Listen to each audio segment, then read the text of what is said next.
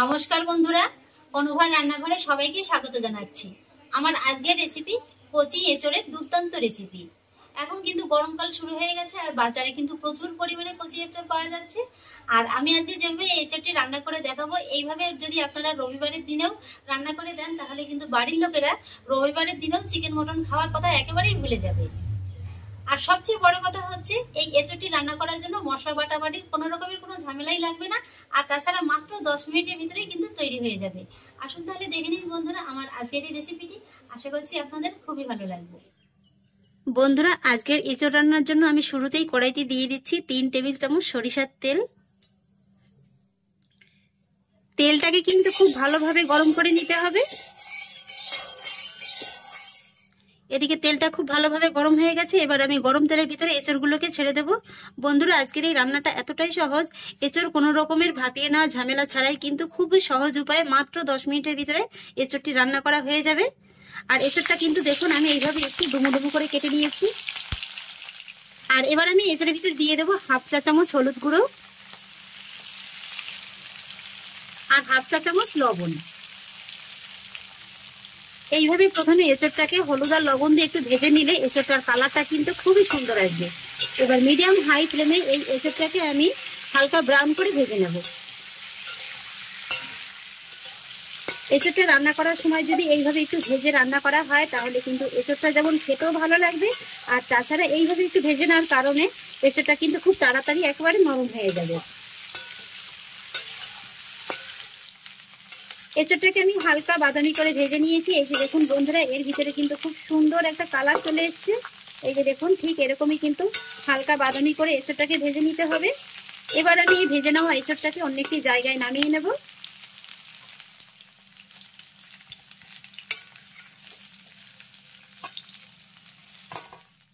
এঁচড়টাকে আমি নামিয়ে নিয়েছি। আর আপনারা যদি এঁচড়ে আলু দিতে পছন্দ করেন তাহলে এই সময় একটু আলুটাকে ডুমো ডুমো করে কেটে এই একই তেলের ভিতরে ভেজে নেবেন, তাহলেই কিন্তু একই সঙ্গে রান্নাটা করতে পারবেন। আমি আজকে যেহেতু এঁচড়ে কোনো রকমের আলু দেবো না, তাই শুধু এঁচড়টাকেই ভেজে নিলাম। আর এবার বন্ধুরা, আমি এঁচড়টা রান্না করার জন্য গ্যাসের পরে একটি প্রেসার কুকার বসিয়ে দিয়েছি। আর এঁচড়টা ভাজার পরে যতটুকু তেল অবশিষ্ট ছিল সেই তেলটুকু আমি প্রেসার কুকারের ভিতরে দিয়ে দিয়েছি। আর এবার আমি একই তেলের ভিতরে দিয়ে দেবো আবারও 3 টেবিল চামচ সরিষার তেল। এঁচড়টা কিন্তু সরিষার তেলেই খেতে বেশি ভালো লাগে। যেহেতু আমি আজকে খুবই সহজ উপায়ে মাত্র 10 মিনিটের ভিতরে রান্নাটা করে দেখাবো, সেই জন্য প্রেসার কুকারেই রান্নাটা করে নিচ্ছি। আপনারা চাইলে কিন্তু কড়াইতেও এঁচড়টা রান্না করে নিতে পারেন। এবার আমি হাই ফ্লেমে এই তেলটাকে খুব ভালোভাবে গরম করে নেব। তেলটা খুব ভালোভাবে গরম হয়ে গেছে। আর এবার গ্যাসের ফ্লেমটাকে একেবারে কমিয়ে দিতে হবে।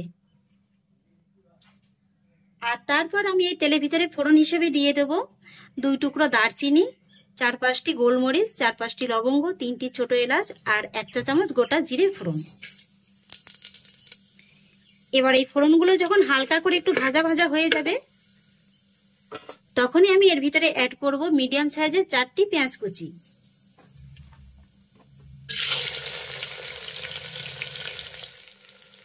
এবার মিডিয়াম ফ্লেমে এই পেঁয়াজটাকে আমি খুব সুন্দর একেবারে লাল লাল করে ভেজে নেব। পেঁয়াজটাকে দেখুন আমি খুব সুন্দর একেবারে লাল করে ভেজে নিয়েছি। এই যে দেখুন, ঠিক এরকমই কিন্তু খুব সুন্দর একেবারে লাল করে ভেজে নিতে হবে।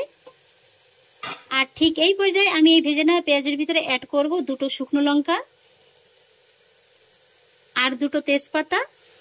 আর সেই সঙ্গে অ্যাড করব 1 টেবিল চামচ গ্রেট করে নেওয়া আদা। আর অ্যাড করব 10 থেকে 12 কোয়ার মতো রসুন। বন্ধুরা, আজকের এই রান্নাটা কোনো রকমের মিক্সচারে মশলা পেস্ট করার ঝামেলা কিংবা শিলনোড়াতে মশলা বেটে নেওয়ার ঝামেলা ছাড়াই খুবই সহজ উপায় আপনাদের তৈরি করে দেখিয়ে দেবে। এবার আমি এই আদা, রসুন আর বাকি সব মশলার উপকরণগুলোকে আবারও একটু 1 মিনিটের মতো এইভাবে কষিয়ে নেব, যাতে করে আদার কাঁচা গন্ধটা খুব ভালোভাবে চলে যায়। 1 মিনিটের মতো আমি মশলাটাকে কষিয়ে নিয়েছি। আর এবার আমি এই কষিয়ে নেওয়া মশলার ভিতরে অ্যাড করব মিডিয়াম সাইজের 2টো পাকা টমেটো কুচি। আর সেই সঙ্গে এর ভিতরে অ্যাড করব স্বাদ অনুযায়ী লবণ। এইভাবে লবণ দিয়ে টমেটোটাকে কষিয়ে নিলে টমেটোটা কিন্তু খুব সহজেই একেবারে নরম হয়ে যাবে। এবার আমি মিডিয়াম ফ্লেমে এই টমেটোটাকেও এই মশলার সঙ্গে 1 থেকে 2 মিনিটের মতো কষিয়ে নেব।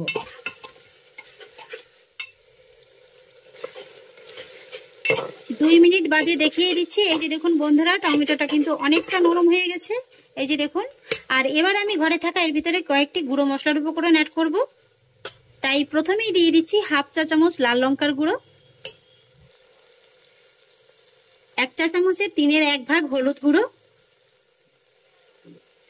1 চা চামচের 3/1 ভাগ জিরে গুঁড়ো, আর দিয়ে দিচ্ছি উঁচু 1 চা চামচ ধনে গুঁড়ো, আর সেই সঙ্গে দিয়ে দিচ্ছি উঁচু 1 চা চামচ চিকেন মশলা। এই চিকেন মশলাটা দিয়ে দেখবেন রেসিপিটা খেতে কিন্তু দুর্দান্ত লাগে। বাড়িতে আপনারা এঁচোড় রান্না করার পরেও স্বাদটা মনে হবে যেন একেবারে পাঁঠার মাংস রান্না করেছেন। এই মশলার উপকরণগুলো আমি এবার এই মশলার সঙ্গে ভালো করে মিশিয়ে নেব। সমস্ত মশলার উপকরণগুলোকে আমি খুব ভালো করে মিশিয়ে নিয়েছি। আর এবারে আমি মশলাটাকে 1 থেকে 1.5 মিনিটের মতো লো ফ্লেমে একটু কষিয়ে নেব। 1 থেকে 1.5 মিনিট আমি মশলাটাকে ভালোভাবে কষিয়ে নিয়েছি। আর এই যে দেখুন বন্ধুরা, মশলার গা থেকে কিন্তু তেলটা অলরেডি ছাড়তে শুরু করে দিয়েছে। আর এই যে দেখুন মশলাটা কত সুন্দর এখনই একেবারে নরম হয়ে গেছে। কোনো রকম মশলা বাটা ঝামেলা ছাড়াই কিন্তু আপনারা খুব সহজভাবে রান্নাটা করে নিতে পারবেন। আর এবার আমি কষিয়ে নেওয়া মশলার ভিতরে দিয়ে দেবো হাফ কাপের মতো জল।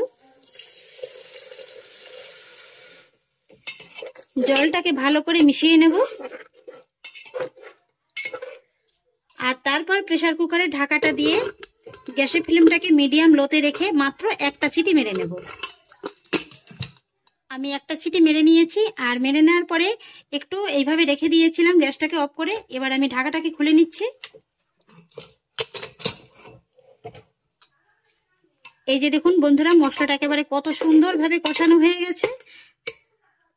আর এবার আমি এই কষিয়ে নেওয়া মশলাটাকে এইভাবে একটা ডাব্বু হাতার সাহায্যে এইভাবে একটু ঘেটে ঘেটে দেবো। এতে করে যতটুকু পেঁয়াজ একটু গোটা গোটা আছে এটা কিন্তু খুব সুন্দরভাবে একেবারে নরম হয়ে যাবে।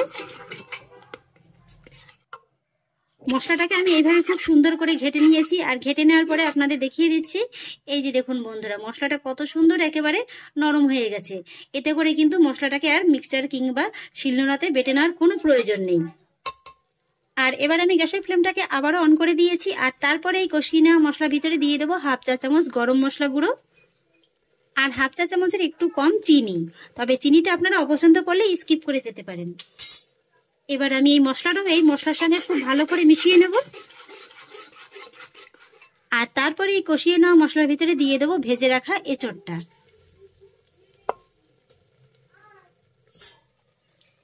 এঁচোড়টাকেও এবার মশলার সঙ্গে আমি প্রায় 2 মিনিটের মতো এইভাবে মিডিয়াম ফ্লেমে কষিয়ে নেব। আমি এঁচোড়টাকে মশলার সঙ্গে প্রায় 2 মিনিটের মতো কষিয়ে নিয়েছি। আর এবার আমি এই কষিয়ে নেওয়া এঁচোড়ের ভিতরে দিয়ে দেবো 2 কাপের মতো জল। তবে আপনারা যতটা গ্রেভি রাখতে পছন্দ করেন ততটা পরিমাণে জলটা দিয়ে দেবেন। আমি এখানে এঁচোড়ের বাটি ধোয়া জলটাই দিয়ে দিচ্ছি। জলের সঙ্গে ভালো করে একবার মিশিয়ে নেব। আর তারপর প্রেসার কুকারের ঢাকাটা আটকে আমি গ্যাসের ফ্লেমটাকে মিডিয়ামে রেখে এই এঁচোড়টাকে মাত্র 2টো সিটি মেরে নেব।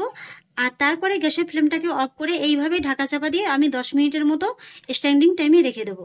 2টো সিটি মেরে আমি 10 মিনিট এইভাবে রেখে দিয়েছিলাম। আর এবার আমি আপনাদের এঁচোড়টাকে দেখিয়ে দিচ্ছি।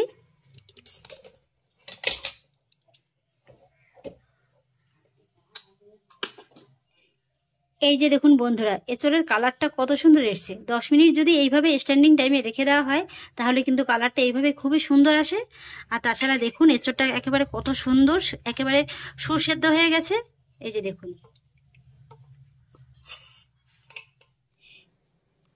এঁচোড় একবার এইভাবে রান্না করে খেয়ে দেখুন। আশা করছি এরপর থেকে এইভাবেই আপনারা রান্না করে খাবেন। আর এইভাবেই রান্না করে পরিবারের লোকদের খাইয়ে কিন্তু আপনি তাদের প্রশংসায় একেবারে পঞ্চমুখ হয়ে যাবেন।